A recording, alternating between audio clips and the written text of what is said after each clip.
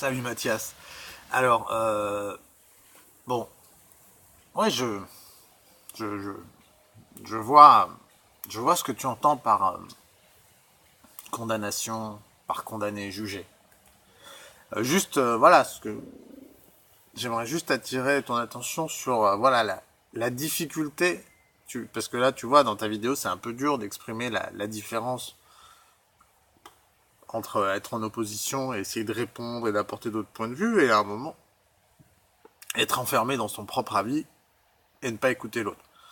C'est peut-être bien ce point-là que j'essayais de montrer, c'est à quel point la nuance est ténue et à quel point finalement tout le monde a la sensation, si tu demandes aux gens, ils vont tous te dire non, moi je ne juge pas. Tout le monde va te dire ça. Tout le monde croit ne pas juger. Certains jugent, certains ne jugent pas, mais néanmoins, 100% d'entre eux croient ne pas juger. Croient ne pas être enfermés dans leur logique. Croient qu'ils t'écoutent quand ils ne font que t'entendre et attendre leur tour pour placer leur réponse. Voilà. C'est juste ça que je veux dire, c'est que, et tu t'en rends compte dans notre discussion, c'est extrêmement, je suis d'accord avec toi. Oui, idéalement, il faudrait ne pas juger, ne pas condamner, être à l'écoute réellement.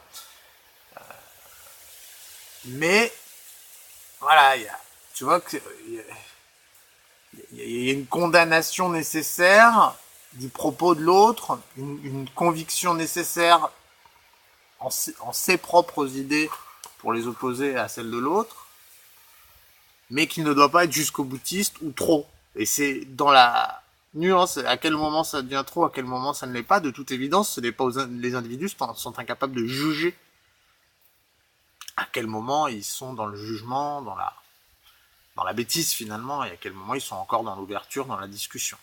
Voilà, c'est juste, je tenais à attirer ton attention sur ce point. Et non seulement parce elle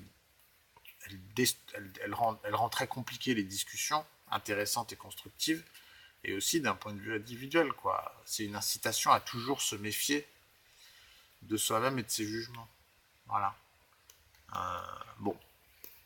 Donc, je suis d'accord avec toi, mais voilà, tu vois que est-ce que tu vois de cette frontière ténue dont je parle, qu'on peut vite passer de l'autre côté. Et très souvent, d'ailleurs, les gens sont de l'autre côté en se disant, non, non, mais moi je ne juge pas, je ne condamne pas. Tu sais, comme moi, quand je regarde les pubs, ça ne m'atteint pas.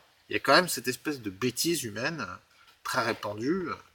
Donc voilà, dire qu'il ne faut pas condamner, c'est très beau, mais il me semble que pour que ça ait une efficacité et que ça fasse mouche, il est utile de d'essayer de toucher ce point précis voilà, qui est dans je dirais qu'il y a une condamnation constructive, un jugement constructif et une condamnation destructive, un jugement destructif, destructeur, je ne sais pas. Voilà.